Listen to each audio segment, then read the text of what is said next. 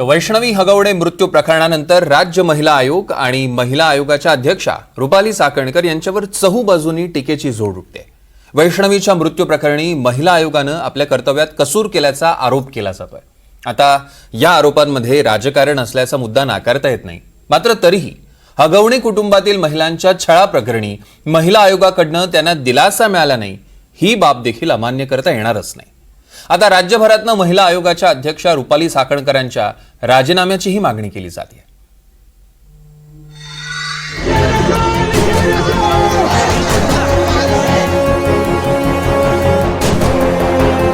रुपाली चाकणकर राज्य महिला आयोगाच्या अध्यक्षा, गेल्या आठवडाभरापासून त्यांच्यावर टीकेची झोड उठली आहे आणि त्याला कारण आहे वैष्णवी हगवणे मृत्यू प्रकरण।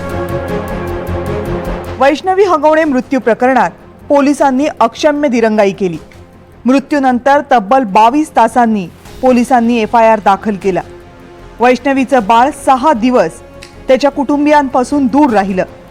बाळाभोवती बंदूकधारी गुंडाचा सातत्यानं वावर होता। वैष्णवीच्या आई वडिलांना 6 दिवस तिचं बाळ मिळालं नाही। वैष्णवीच्या मृत्यूनंतर 6व्या दिवशी भर रस्त्यात एका अज्ञात व्यक्तीनं ते बाळ वैष्णवीच्या आई वडिलांना दिलं। राज्यामध्ये इतका संवेदनशील प्रकार घडत असतानाही महिला आयोग मात्र गप्प होता।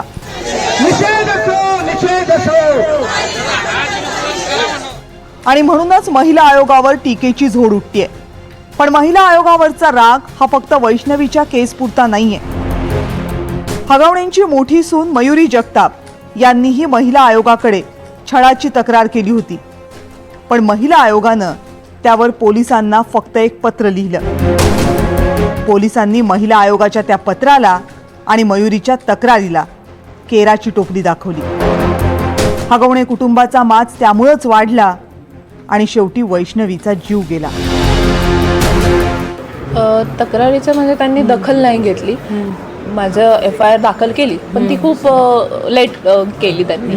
मी 9 वाजता तिथं गेले होते, पण माझी साधारण 2-2:30 वाजता दखल FIR झाली। हो, रात्री, कारण की सोर्सच नव्हता मला तिथे जायचा लवकरात लवकर। हे प्रकरण काहीतरी 7 ते 8 वाजता झालं होतं। मी यांना 7:30-8 वाजता फोन केला होता दुसऱ्यांच्या फोनवरून, कारण की शशांक हगवणे माझा फोन घेऊन पळून गेला होता तिथून। आता त्यात रेकॉर्डिंग चालू होतं म्हणून। मग आणि त्या दिवशीची ती मारहाण कशामुळे झालेली होती?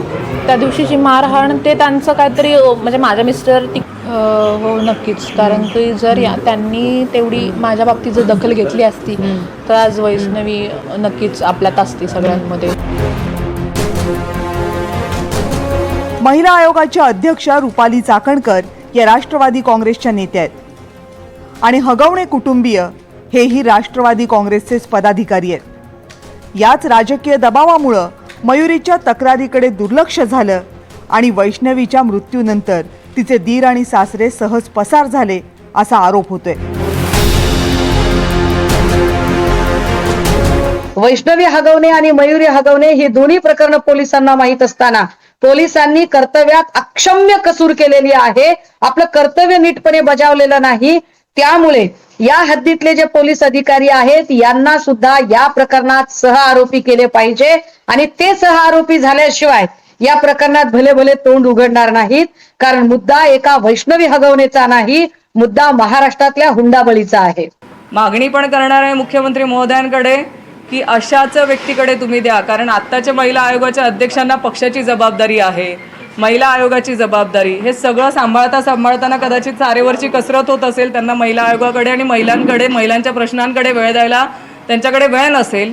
त्याच्यामुळे पूर्ण वेळ जो वेळ देऊ शकत असेल त्याला द्यावं आणि पक्षाच्या पदाधिकाऱ्याकडे महिला आयोगाचं पद नसावं, ही देखील माझी मागणी आहे। आता महिला आयोगाकडे वर्षभरात येणाऱ्या तक्रारींची आकडेवारी जरा बघा। गेल्या 1 वर्षात राज्य महिला आयोगाकडे 15,439 तक्रारी दाखल झाल्या। यापैकी 3,900 तक्रारी या वैवाहिक समस्यांच्या होत्या। 3,571 तक्रारी या बलात्कार आणि सामाजिक समस्यांच्या होत्या। पण महिला आयोगाकडे आलेल्या या सगळ्या तक्रारींमध्ये हुंडाबळीबाबतच्या तक्रारी आहेत 0। आता या महिला आयोगाच्या आपल्याच काही तक्रारीही आहेत।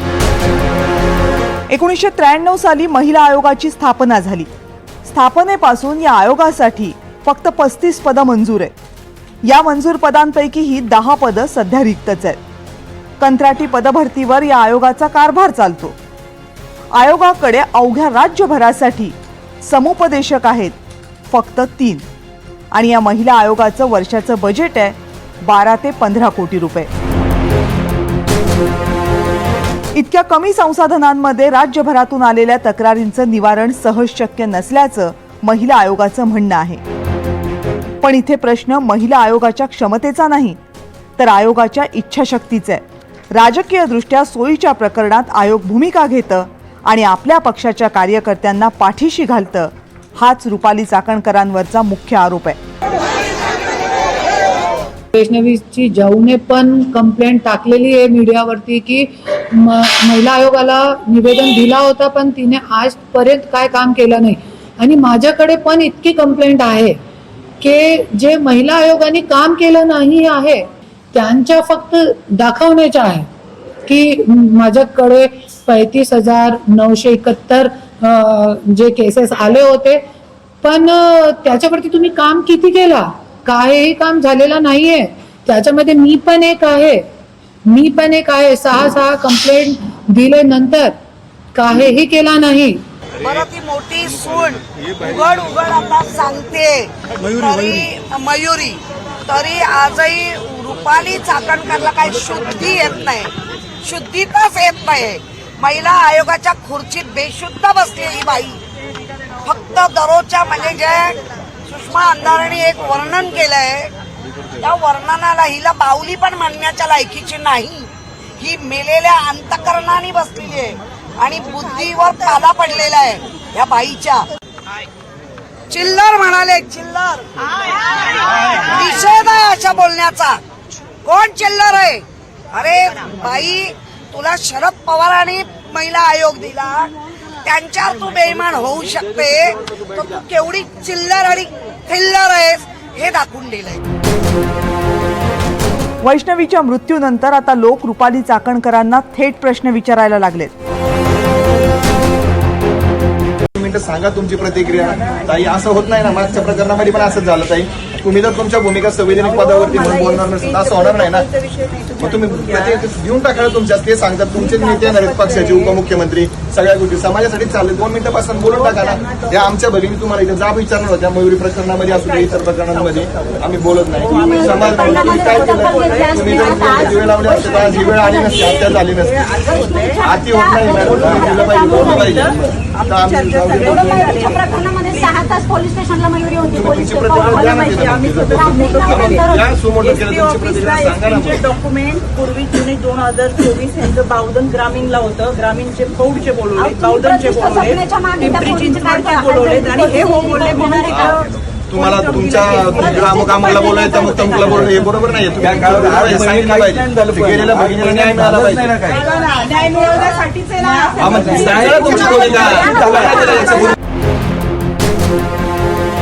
राज्यपालांप्रमाणेच महिला आयोगाचं अध्यक्षपद हे घटनात्मक पद आहे. या पदावर बसणाऱ्या व्यक्तीनं राजकारणाची झूल उतरवून काम करणं अपेक्षित आहे.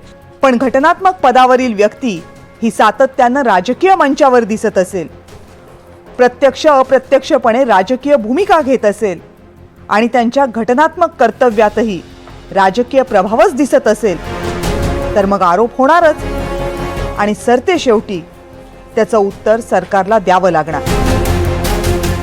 Bureau report, NDTV Marathi.